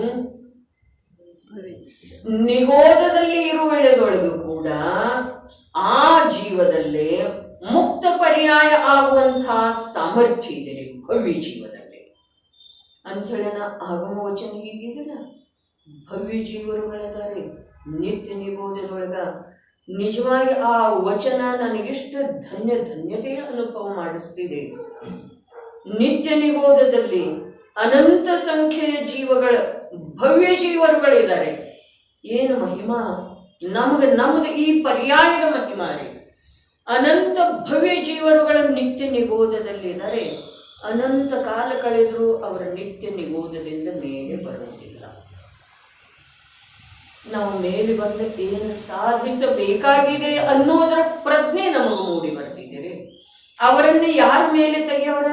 ಅರೇ, ಅವ್ರ ಮೇಲೆ ಬರುವುದನ್ನ ಇಲ್ಲ. ನಮ್ಮನ್ನು ಯಾರ ಮೇಲೆ ತಂದ್ರು? ನಾವು ಬಂದಿದ್ದೀವ್ರಿ. ಕಾಕತಾಳೀಯ ನ್ಯಾಯದ ಹಾಗೆ. ಕಾಕತಾಳೀಯ ನ್ಯಾಯ ಗೊತ್ತಿದೆ. ಕಾಕತಾಳೀಯ ನ್ಯಾಯದ ಹಾಗೆ ನಾವು ಮೇಲೆ ಬಂದಿದ್ದೀವ್ರಿ. ತಾಳೆಯ ವೃಕ್ಷದಿಂದ ಹಣ್ಣು ಉರುಳಿ ಬೀಳ್ತಿದ್ದೀರಿ. ಹಾರಿ ಹೋಗ್ತಾ ಇರುವಂತಹ ಕಾಗೆ ಅದನ್ನು ಬಾಯಲ್ಲಿ ಕಚ್ಕೊಂಡು ಹೋಗ್ತಿದೆ. ತಾಳೆ ವೃಕ್ಷ ದೃಷ್ಟಾಂತ ಕೊಟ್ಟರು. ತಾಳೆಗರಿ ಮೇಲೇನ ಬರೀತಾರಲ್ಲ ಮಹಾಮುನಿಗಳ, ಅಲ್ಲಿ ಎಲ್ಲಿ ವನದೊಳಗ ತಾಳೆ ವೃಕ್ಷಗಳನ್ನೇ ನೋಡಿರ್ತಾರೆ. ಕಾಕತಾಳೀಯ ನ್ಯಾಯ ಅಂತಂದ್ರೆ ಆ ತಾಳೆ ವೃಕ್ಷದಿಂದ ಪಕ್ವ ಫಲ ಉದುರ್ತಾ ಇರ್ತಿದೆ. ಆವಾಗ ಹಾರಿ ಹೋಗ್ತಾ ಇರುವಂತಹ ಕಾಗೆ ಇಲ್ಲಿ ಕೂತದ ಅಲ್ಲಿನ ಉರುಳೋದಿದೆ ಅಂತ ಹೇಳಿ ಹೋಗಿ ಹಿಡ್ಕೊಳ್ತಿದೆ. ಹೀಗಿಲ್ಲ, ತನ್ನ ಪಾಡಿಗೆ ತಾನು ಹಾರಿ ಹೋಗ್ತಾ ಇರುವಂತಹ ಕಾಗೆ ಅದನ್ನು ಬಾಯಲ್ಲಿ ಕಚ್ಕೊಂಡು. ಕಠಿಣ ಇದೆ, ಸುಲಭ ಸಹಜ ಇದೆ, ಮಹಾನ್ ಕಠಿಣ. ಹಾಗಾದ್ರೆ ನಿತ್ಯ ನಿಗೋಧದಿಂದ ಜೀವ ಮೇಲೆ ಬರೋದು ಕಠಿಣ ಇದೆ ಅನ್ನುವ ಮಾತು ಅವರು ಹೇಳ್ತಾ ಇದ್ದಾರೆ. ಯಾರು ಹೇಳ್ತಾ ಇದ್ದಾರೆ? ಸರ್ವಜ್ಞರು ಹೇಳ್ತಾ ಇದ್ದಾರೆ. ಏನ? ಅನಂತ ಅನಂತ ಜೀವಗಳ ನಿತ್ಯ ನಿಗೋಧದಲ್ಲಿ ಇದಾವೆ, ಭವ್ಯ ಇದಾವೆ. ಆದ್ರೆ ಅನಂತ ಕಾಲ ಕಳೆದ್ರೂ ನಿಗೋಧಾವಾಸವನ್ನ ಬಿಡುವುದಿಲ್ಲ. ನೋಡ್ರಿ, ಈ ಏಕೇಂದ್ರಿಯ ಪರ್ಯಾಯದ ಅಂತರ ಹೇಳ್ತಾರೆ. ಅಸಂಖ್ಯ ಕೋಟಾಕೋಟಿ ಅಸಂಖ್ಯ ಸಾಗರೋಪಮ ಅನಂತರೆ. 3 ಮಾತು ಹೇಳ್ತಾರೆ. ಅಷ್ಟು ಕಾಲದವರೆಗೆ ಈ ಜೀವ ಅಲ್ಲಿಂದ ಮೇಲೆ ಬರ್ತಿದೆ, ಅಷ್ಟು ಕಾಲ ಬೇರೆ ಎಲ್ಲರೂ ವಿಹಾರ ಮಾಡ್ತಿದೆ. ಎಷ್ಟಿದೆ ಅದರದ್ದು ಪೃಥಕತ್ವ? ಸ್ವಲ್ಪ ಹೆಚ್ಚ 2 ಕೋಟ 2 ಸಾಗರೋಪಮ ರೀ. ಬರೀ 2,000 ಸಾಗರ ರೀ. ಅದರದ್ದು ಲೆಕ್ಕ ಹೇಳಿತ್ತು. ದೇವ ಎಷ್ಟು ಬಾರಿ ಆಗ್ತಾನೆ, ನಾರಕಿ ಎಷ್ಟು ಬಾರಿ ಆಗ್ತಾನೆ, ಮನುಷ್ಯ ಎಷ್ಟು ಬಾರಿ. ಸಾಧಿಕ ಇದೆ, ಅಷ್ಟರೊಳಗ ಮನುಷ್ಯ ಭವ ಬರ್ತಾವೆ. ಎಲ್ಲ ಭೋಗ ಭೂಮಿಜನು ಪಲ್ಯೋಪಮ ಆಯುದ್ಧರಿ. ಹಾಗಾದ್ರೆ ಇಷ್ಟ ಇದೆ ಅಂತರ. ಏನ? ಸಾಧಿಕ 2,000 ಸಾಗರೋಪಮ ಅಂತರ ಇದೆ. ಒಂದು ಸಲ ಏಕೇಂದ್ರಿಯ ವಾಸವನ್ನು ಬಿಟ್ಟ ನಂತರ ಪುನಃ ಏಕೇಂದ್ರಿಯಕ್ಕೆ ಹೋಗ್ಬೇಕಾದ್ರೆ ಇಷ್ಟ ಅಂತರ ಇದೆ. ಆದ್ರೆ ಏಕೇಂದ್ರಿಯದಲ್ಲಿ ಇರೋದೆಷ್ಟಿದೆ? ಅನಂತ ಕಾಲ. ಎಷ್ಟು ಬಾರಿ ನಾವು ಅನಂತ ಕಾಲ ಇದ್ದು ಬಂದಿದ್ದೀವಿ ಗೊತ್ತಿಲ್ಲ. ಅದೆಲ್ಲ ಕೇವಲಿಗಮ್ಯ ವಿಷಯ. ಆದ್ರೆ ಆ ಕೇವಲಿಗಮ್ಯ ವಿಷಯದ ಕೇವಲಿಗಳೇ ಪ್ರತಿಪಾದನೆ ಮಾಡಿದ್ರೂ ನಮಗೂ ವಿಶ್ವಾಸ ಇಲ್ಲ. ಯಾವುದರ ಸಲುವಾಗಿ? ಜಿನೇಂದ್ರರು ಅನ್ಯಥಾವಾದಿಗಳಿರುವುದಿಲ್ಲ. ದೊಡ್ಡರ ಮೇಲೆ ಜಿನೇಂದ್ರ ಪ್ರಭು ಜಿನೇಶ್ವರ ಅನ್ಯಥಾವಾದಿ ಇರುವುದಿಲ್ಲ. ಅನ್ಯಥಾ ಹೇಳೋದನ್ನೇ ಇಲ್ಲ. ವಾದ ಅರ್ಥಾತ್ ಕಥನ. ಅನ್ಯಥಾ ಹೇಳೋದನ್ನೇ ಇಲ್ಲ. ಹೇಗಿದೆಯೋ ಹಾಗೆ ಹೇಳ್ತಾರೆ. ಅನ್ಯಥಾ ಹೇಳುವುದರಿಂದ ಅವರಿಗೇನು ಲಾಭ ಇದೆ, ನಮಗನೇ ಏನು ಲಾಭ ಇದೆ? ಹಾಗಾದ್ರೆ ಅಂಥ ಕಥನ ಅವರು ಯಾತಕ ಮಾಡ್ತಾರೆ? ಈ ಜೀವ ಏಕೇಂದ್ರಿಯದ ಅಂತರ ಹೇಳ್ತಾರೆ. ಈಗ ಧೌಲಾ ಟೀಕಾದೊಳಗೆ ಅದೇ ನಡೆದಿದೆ. ಏಕೇಂದ್ರಿಯದ ಅಂತರ ಎಷ್ಟ? ಸಾಧಿಕ 2000 ಸಾಗರೋಪಮ ಮಾತ್ರ. ಏಕೇಂದ್ರಿಯದಿಂದ ಜೀವ ಮೇಲೆ ಬಂತು ತ್ರಸಾವಸ್ಥೆಗೆ. ಎಷ್ಟು ಅಧಿಕ ಅಧಿಕ ಅಂತಂದ್ರ 2000 ಸಾಗರೋಪಮ. ಅಷ್ಟು ಕಳೀತು ಅಂತಂದ್ರ ಮತ್ತ ಆ ಅಂತರವನ್ನು ಪೂರ್ಣ ಮಾಡಿ ಮತ್ತೆ ನಿಗೋದಾವಾಸಕ್ಕೆ. ಎಷ್ಟು ಸುಂದರ ಇದೆಯಲ್ಲ. ಮತ್ತೆ ನಿಗೋ ಅಂತರ ಹೇಳಿದಾರೆ, ಬಹಳ ಸುಂದರ. ಏಕೇಂದ್ರಿಯದ ಅಂತರ, ಏಕೇಂದ್ರಿಯ ಇಂದ್ರಿಯ ಮಾರ್ಗನಾದ ಅಂತರ ಇದೆ. ಏಕೇಂದ್ರಿಯದಿಂದ ಜೀವ ಬಂತು. ಮೊದಲು ಏಕೇಂದ್ರಿಯದಿಂದ ಬರಬೇಕಾದ್ರೆ ಅಲ್ಲಿ ಏಕೇಂದ್ರಿಯದಾಗ ಎಷ್ಟು ಕಾಲಿತ್ತು ಅದರದ ಲೆಕ್ಕಿಲ್ಲ. ಅನಂತ ಇತ್ತು ಅದರದ್ದು ನೀವು ವಿಚಾರ ಮಾಡಬೇಡ. ಆದ್ರೆ ಆ ಏಕೇಂದ್ರಿಯದಿಂದ ಮೇಲೆ ಬಂತಲ್ಲ, ಪುನಃ ಏಕೇಂದ್ರಿಯ ಆಗೋದ್ರೊಳಗೆ ಅಂತರ ಎಷ್ಟ ಅಂದ್ರೆ ಸಾಧಿಕ 2000 ಸಾಗರ. 2000 ಸಾಗರ ಅಂತಂದ್ರೆ ಆಕಾಶದಲ್ಲಿ ಅಧರವಾಗಿ ಕಲ್ಲು ಇರುವಷ್ಟು ಅಂತ ಹೇಳಿ ಉದಾಹರಣೆ ಕೊಟ್ಟಿದ್ದಾರೆ. ಅಂದ್ರೂ ನಮ್ಮ ಬುದ್ಧಿಯೊಳಗೆ ಬರೋದಿಲ್ಲ. ಈ ಮನುಷ್ಯ ಪರ್ಯಾಯ ಅಲ್ಲ ಅದ. ಈ ಮನುಷ್ಯ ಪರ್ಯಾಯ ಎಷ್ಟು ಅಲ್ಪಿದೆ ಆ 2000 ಸಾಗರದೊಳಗೆ. ದೇವಾನರ್ಕದ್ದು ಹೋದು ಎಷ್ಟು 2000 ಸಾಗರ ಎಲ್ಲ ಹೋದ್ರಿ. ಆ ದೇವದೊಳಗೆ ಬರೀ ವಿಮಾನವಾಸಿ ಇದಾರೆ. ಬುದ್ಧಿಯೊಳಗೆ ಒಂದಿಷ್ಟು ಕೆಲಸ ಮಾಡ್ಬೇಕ್ರಿ. ಭವನತ್ರಿಕಗಳು ಅದರಲ್ಲಿ ಬರುವುದಿಲ್ಲ. ಭವನತ್ರಿಕ, ತಿರಿಯಂಚ, ಮತ್ತೇನ ಮನುಷ್ಯ ಭೋಗ ಭೂಮಿಜ, ಕರ್ಮ ಭೂಮಿಜ ಎಲ್ಲಾರು ಬಂದ್ರು. ಎಲ್ಲಿ ಸಾಧಿಕ ಅಂದಿದಾರಲ್ಲ ಅದರೊಳಗೆ ಸಾಧಿಕ. ಆ ಸಾಧಿಕದೊಳಗೆ ಬಂದಿದ್ದಾರೆ. ಉಳಿದದ್ದು 2000 ಸಾಗರ ಅಂತೂ ಎಲ್ಲಿ ಹೋಯ್ತು? ದೇವ ಮತ್ತು ನರಕದೊಳಗೆ. ಆದ್ರ ತತ್ವಜ್ಞಾನ ಈ ಜೀವ ಮಾಡ್ಕೊಳ್ಳಿ. ಏಕೇಂದ್ರಿಯ ಮಾರ್ಗನಾದ ಅಂತರ ಎಷ್ಟು ಬಿತ್ತು? ಇಂದ್ರಿಯ ಮಾರ್ಗನಾದ ಸಾಧಿಕ 2000 ಸಾಗರ. ಅಷ್ಟು ಕಳೀತು ಅಂತಂದ್ರೆ ಮತ್ತೆ ಅಲ್ಲೇ ಹೋಗೋದ್ರೆ, ಅಲ್ಲಿ ಹೋದ ನಂತರ ಎಷ್ಟ? ಅನಂತನ. ಆಮೇಲೆ ನಿಶ್ಚಿಂತನೆ, ಯಾವುದೂ ಚಿಂತಿಲ್ಲ. ಸೊಸೆ ಒಬ್ಬಕ್ಕೆ ಆಗ್ತಾಳೆ ಅನ್ನೋ ಚಿಂತಿಲ್ಲ. ಮೊಮ್ಮಗು ಅಳ್ತಿದೆ ಅನ್ನೋ ಚಿಂತಿಲ್ಲ. ಮಗ ಹೋಗ್ಬೇಕಲ್ಲ, ಅವರಿಗೆಲ್ಲ ಯಾರು ಸಹಾಯ ಮಾಡೋರು ಅನ್ನೋ ಚಿಂತಿಲ್ಲ. ಮಗ ನಾಷ್ಟ ಮಾಡಿಲ್ಲ ಹೋದ ಅನ್ನೋ ಚಿಂತಿಲ್ಲ. ಮಗನಿಗೆ ಡಬ್ಬಿ ಮಾಡೋದು ಯಾವ ಚಿಂತೆನೂ ಇಲ್ಲ. ಏನಿದೆ ಯಾವ ಚಿಂತೆನೂ. ಇಷ್ಟು ಅಂತರ ಕಳೀತು ಅಂತಂದ್ರೆ ಆಯ್ತಲ್ಲ, ಅಲ್ಲೇನು ಚಿಂತೆ ಇದೆ ಇರೋದಿಲ್ಲ. ಒಳ್ಳೇದಿದೆ, ಸುಂದರ ಇದೆ.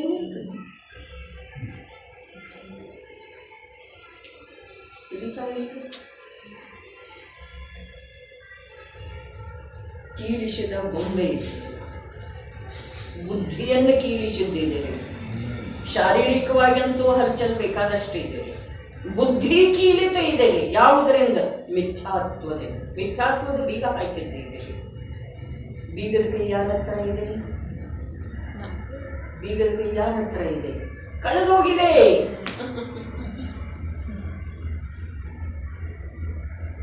ಮೀಮಾಂಸಕರದ ಹೇಳ್ತಾ ಇದ್ದಾರೆ. ಏನ್ ಹೇಳ್ತಾರ ಅವರ? ಪ್ರತಿಯೊಂದು ಪದಾರ್ಥ, ಸಮಸ್ತ ಪದಾರ್ಥ ಅನುಭವದಿಂದನೇ ತಿಳಿದ. ಈ ಮಾತಿಂದ ಸಿದ್ಧಿ ಮಾತ್ರ ಮಾಡಿದರೆ ನಮಗ ಇಲ್ಲಿಯವರೆಗೆ 4 ಶ್ಲೋಕ 8 ದಿವಸ ಅಷ್ಟಾನ್ಹಿಕ ಅನ್ನುವಂಥ ಮಹಾಪರ್ವ ನಿಜವಾಗಿ ಏನಾದರೂ ಒಂದಿಷ್ಟು ಪಡ್ಕೊಂಡ ಹಾಗೆ ಆಯ್ತು. ಏನ? ಸಮಸ್ತ ಪದಾರ್ಥಗಳ ಅನುಭೂತಿಯಿಂದನೇ ತಿಳಿದು ಬರ್ತಾವ. ಸತ್ಯ ಇದೆಯೋ ಅಥವಾ ಇಲ್ರಿ? ಕಥಂಚಿತ್ ಸತ್ಯ ಇದೆ. ನಮ್ಮ ಜೈನ ತತ್ವಜ್ಞಾನದ ಪ್ರಕಾರ, ಸರ್ವಜ್ಞ ಪ್ರಭು ಹೇಳಿರುವ ಪ್ರಕಾರ, ಭಾವಲಿಂಗಿ ಸಂತರುಗಳನ್ನು ನಂಬಿರುವ ಪ್ರಕಾರ, ಅನಂತ ಭಾವಿ ಕಾಲದೊಳಗೆ ಅನಂತ ಜೀವರುಗಳನ್ನು ನಂಬಲಿರುವ ಪ್ರಕಾರ, ನಂಬವರು ಇದ್ದಾರೆ. ಹಿಂದೆ ಶಿವಪುರ ಹೋದವರು ಮೇಲಿಂದು ಶಿವಪುರ ಹೋಗುತ್ತಿರುವರು, ಮುಂದೆ ಶಿವಪುರ ಹೋಗಲಿರುವವರು ಎಲ್ಲರಿಗೂ ಸಹಿತ ಎಲ್ರಿಗೂ ಇದನ್ನೇ ನಂಬಬೇಕಾ? ಯಾವುದು? ಪ್ರತಿ ಸಮಸ್ತ ಪದಾರ್ಥ ಅನುಭವಗಮ್ಯದವೆ, ಅನುಭವದಿಂದ ತಿಳಿದು ಬರ್ತವೆ. ಹೇಗೆ? ನಮ್ಮ ಜಿನೇಂದ್ರ ಪ್ರಭು ಹೇಳಿರುವ ರೀತಿ ಯಾಕೆ? ಪ್ರತಿಯೊಂದು ಪದಾರ್ಥ ಅನುಭವದಿಂದ ತಿಳಿದು ಬರ್ತಿದೆ, ಜ್ಞಾನದಿಂದ ತಿಳಿದು ಬರುವುದಿಲ್ಲ. ಯಾವ ಜ್ಞಾನ ಸತ್ಯ ಇದೆ? ಅಲಿಂಗ ಗ್ರಹಣದೊಳಗೆ ಏನು ಹೇಳಿದರು? ಅಲಿಂಗ ಗ್ರಹಣದೊಳಗೆ ಏನು ಹೇಳಿದರು? ಗ್ರಾಹ್ಯ, ಗ್ರಾಹಕ. ಗ್ರಾಹ್ಯ ಯಾರಿದ್ದಾರೆ? ಗ್ರಾಹ್ಯ ಅರ್ಥಾತ್ ಜ್ಞೇಯ, ಗ್ರಾಹಕ ಅರ್ಥಾತ್ ನ್ಯಾಯಕ. ಅಲಿಂಗ ಗ್ರಹಣದ ಚರ್ಚೆ ಬಹಳಷ್ಟು ಬಾರಿ ಆದದ್ದಿದೆ. ಅದನ್ನು ಓದ್ರಿ ಅಂತೇಳಿ ಹೇಳಿದ್ದನೂ ಇದೆ, ಓದ್ರಿ ಅಂತೇಳಿ ಕೊಡುವ ಭಾವನೂ ಮಾಡಿದ್ದಿದೆ. ಯಾರಿಗೆ ಅವಶ್ಯಕ ಇದೆ ಅವರು ತಗೊಂಡ್ರು, ಅದನ್ನು ದಾನ ರೂಪವಾಗಿ ಕೊಟ್ಟಿದ್ದಾರೆ. ಮೊದಲಂತೂ ಬೆಲೆ ಕೊಟ್ಟು ತಗೊಂಡವರು ಸಾಕಷ್ಟು ಅದಾವೆ. ಅದರದ ಅಧ್ಯಯನ, ಅದರದ ವಾಚನ ಎಂಥ ಅದ್ಭುತ ಮಾತು. ಅಲಿಂಗ ಗ್ರಹಣ ಇಷ್ಟ 6 ಶಬ್ದದ ಮೇಲೆ 6 ಶಬ್ದ ಕುಂದ ಆಚಾರ್ಯ ದೇವರು. ಅದರ ಮೇಲೆ 20 ಅರ್ಥ ಪ್ರಕಟಪಡಿಸಿದರೆ ಟೀಕಾಕಾರ ಅಮೃತ ಚಂದ್ರದೇವ. ಅದರ ಮೇಲೆ ಈ ಸೈಜದ 160 ಪೇಜ್ ಆಗುವಷ್ಟು ವ್ಯಾಖ್ಯಾನ ಸಮ್ಯಕ್ ದೃಷ್ಟಿ ಮಹಾಪುರುಷರಿಂದ ಆದದ್ದಿದೆ. ಸಿಕ್ಕೋದು ಸಾಧ್ಯ ಇಲ್ರಿ. ಎಲ್ಲಾ ಸಿಗಬಹುದು, ಮೊಮ್ಮಕ್ಕಳು ಸಿಗಬಹುದು, ಮನೆ ಸಿಗಬಹುದು, ಆರೋಗ್ಯ ಸಿಗಬಹುದು, ಧನ ಸಿಗಬಹುದು, ನೌಕರ್ ಚಾಕರ್ ಸಿಗಬಹುದು, ಆಜ್ಞಾಧಾರಿಗಳು ಸಿಗಬಹುದು, ಮನ್ನಣೆ ಸಿಗಬಹುದು.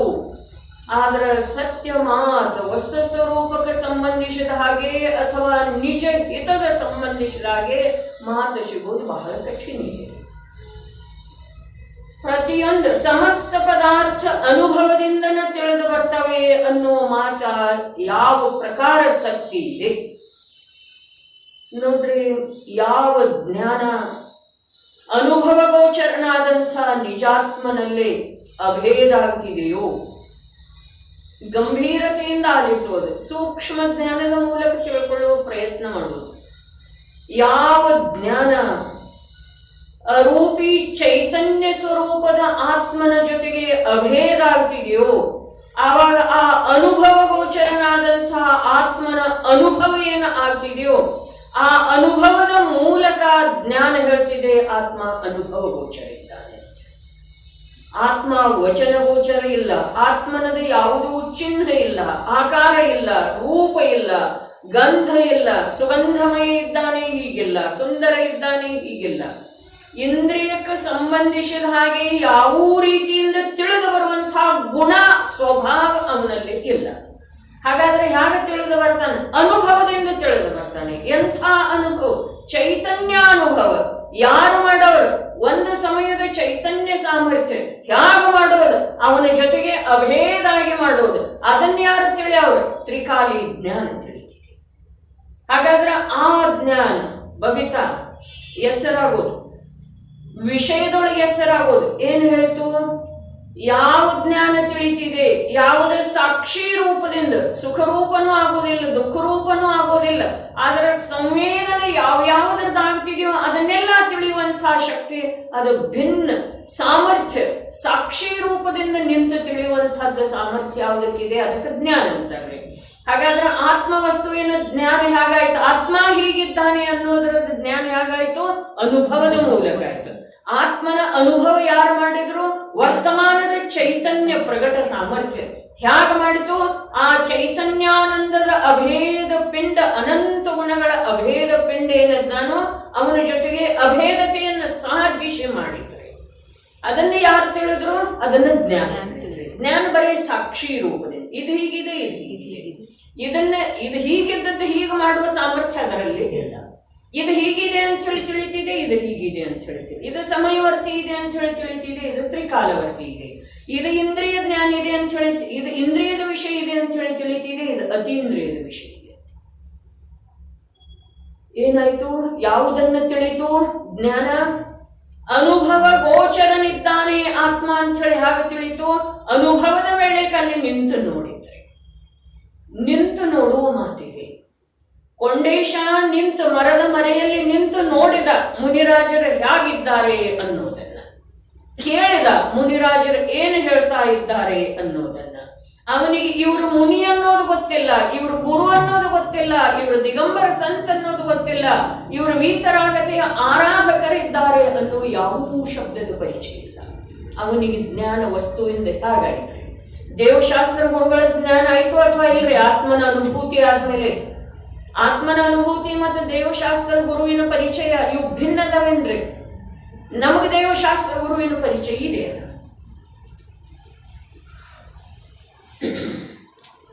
ಆತ್ಮನ ಜ್ಞಾನ ಆಯಿತು. ಆತ್ಮ ಹೇಗಿದ್ದಾನೆ? ಅನುಭವ ಗೋಚರನಿದ್ದಾನೆ. ಯಾರು ಹೇಳಿದ್ರು? ಜ್ಞಾನ ಹೇಳಿದ್ರು. ಅನುಭವ ಗೋಚರನಿದ್ದಾನೆ. ಹಾಗಾದರೆ ಇನ್ನು ಸಮಸ್ತ ಉಳಿದ ಪದಾರ್ಥಗಳದ್ದು ಹೇಗೆ ಜ್ಞಾನ ಆಯಿತು? ಹೇಗೆ ಜ್ಞಾನ ಆಯಿತು?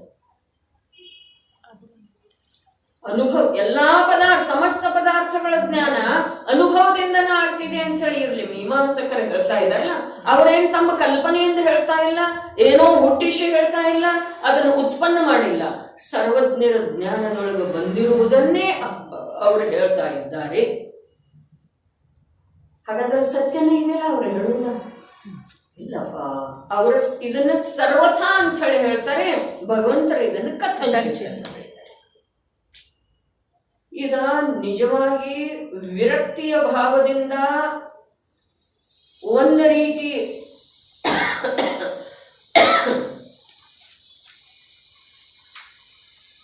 ಪ್ರಯೋಜನದ ದೃಷ್ಟಿಯಿಂದ ಅಭ್ಯಾಸವು ವೃತ್ತಿಯಿಂದ ತಿಳಿಯುವಂತಹ ವಿಷಯ ಇದೆ. ಶಾದ್ವಾದ, ಅನೇಕಾಂತ, ಸಪ್ತಭಂಗ ಇವೇನದವು ಅತ್ಯಂತ ಉಚ್ಚ ಕೋಟೆಯ ವಿಷಯ.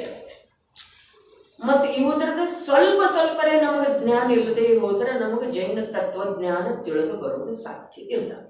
ಯಾಕೆ ಅಂತಂದ್ರೆ ಸಮಗ್ರ ಜನಶಾಸನ ನಯನಿಬದ್ಧ ಇದೆ.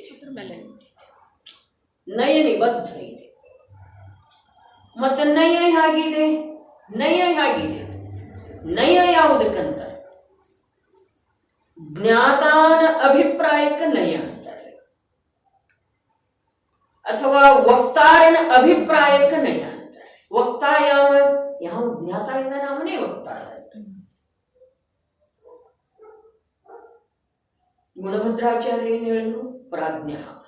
ವಕ್ತಾನ ಮೊದಲನೇ ಲಕ್ಷಣ ಪ್ರಾಜ್ಞ. ಪ್ರಾಜ್ಞ ಸಮಸ್ತ ಶಾಸ್ತ್ರ ಹೃದಯ.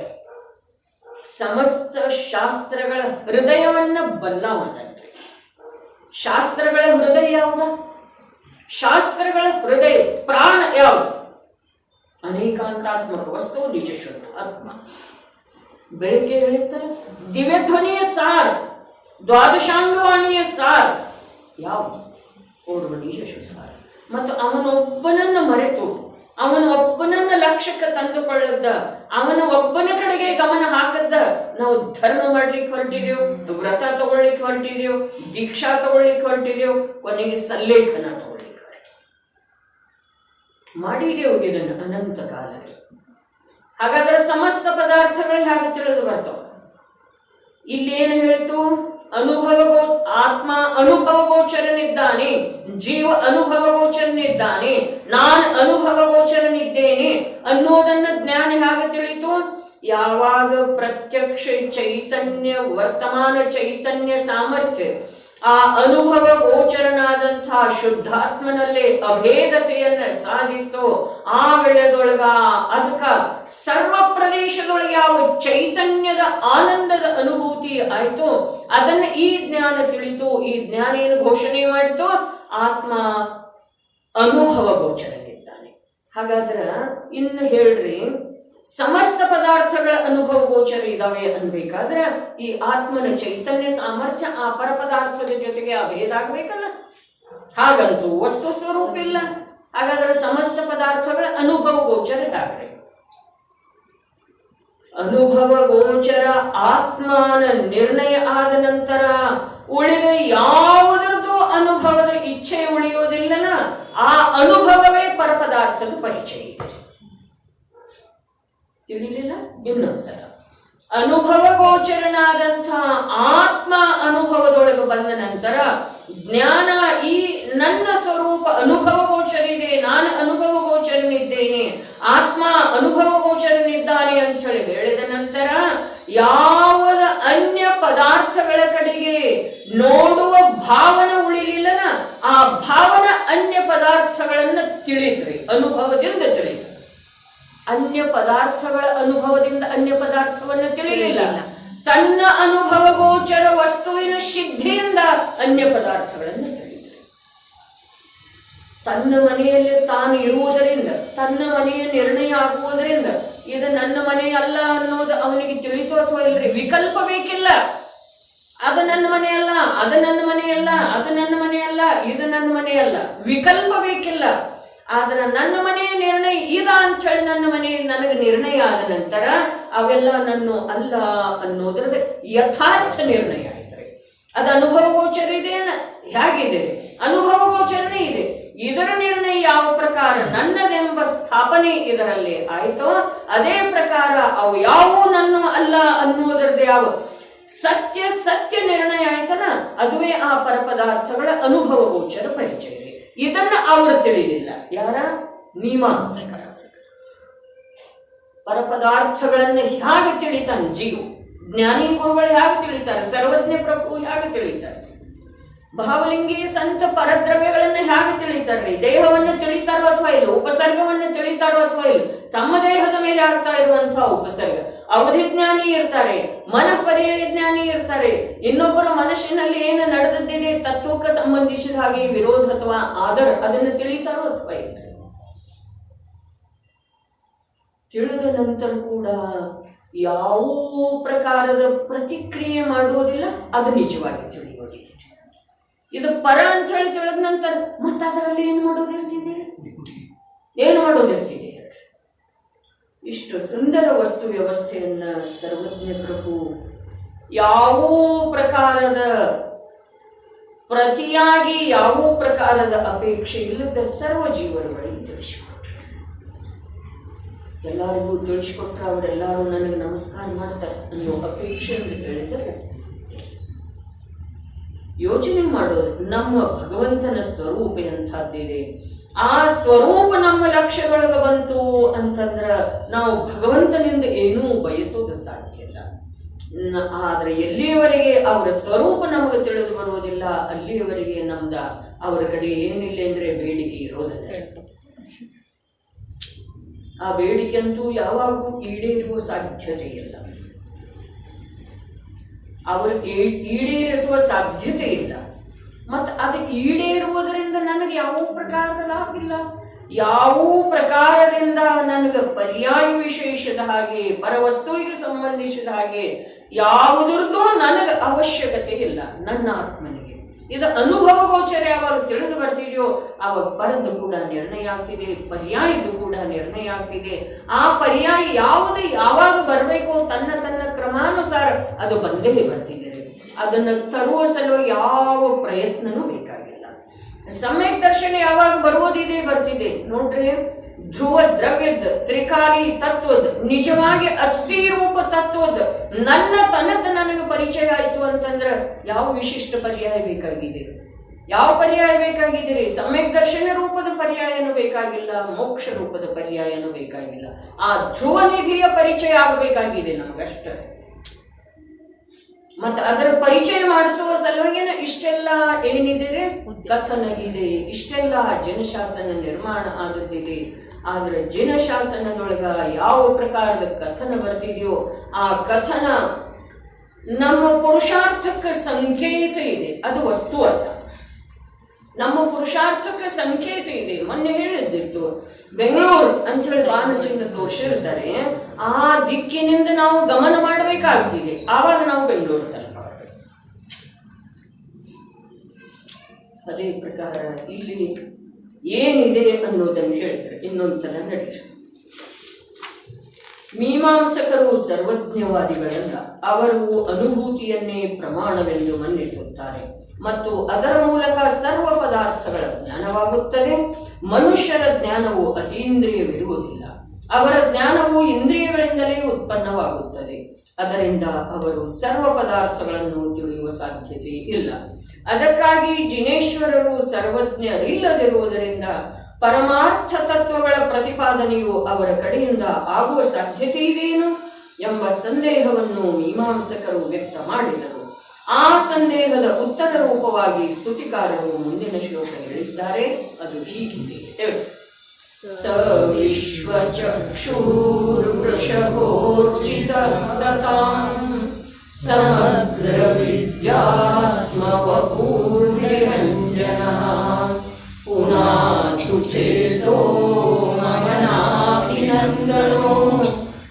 ವಿನೋಚಿತ ಕ್ಷುಲ್ಲಕವಾದಿ ಶಾಸನ. ಕೊಡ್ಚೋಡಂತ ಅರ್ಥ. ಅರ್ಥ: ಇಂದ್ರಾದಿ ದೇವಗಳಿಂದ ಯಾರ ಪಾದಕಮಲಗಳು ಪೂಜಿತವಿವೆ,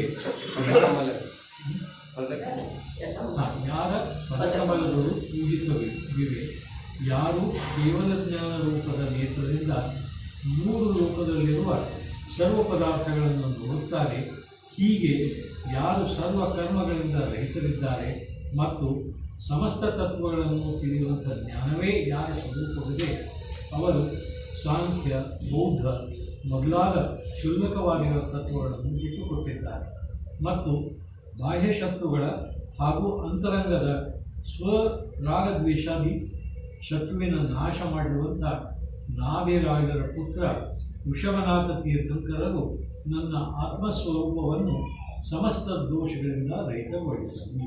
ಇದು ಶಬ್ದಶಃ ತಿಳ್ಕೊಳ್ಳುವುದಿಲ್ರಿ. ಸಮಸ್ತ ದೋಷಗಳಿಂದ ರಹಿತಗೊಳಿಸಲಿ ಅಂಥೇಳಿ ಏನು ಶಬ್ದ ಇದೆ, ಇದು ಭಕ್ತಿ ಸಾಹಿತ್ಯದೊಳಗೆ ಶಬ್ದ ಇಂಥವನೇ ಇರುತ್ತೆ. ಆದ್ರೆ ಅದರ ಅರ್ಥ ಇರ್ತಿದೆ, ನಾನು ನನ್ನ ಸಮಸ್ತ ದೋಷಗಳನ್ನ ತೆಗೆದುಹಾಕುವ ಸಲುವಾಗಿ, ದೂರ ಮಾಡುವ ಸಲುವಾಗಿ, ನಾಶ ಮಾಡುವ ಸಲುವಾಗಿ ಸದಾ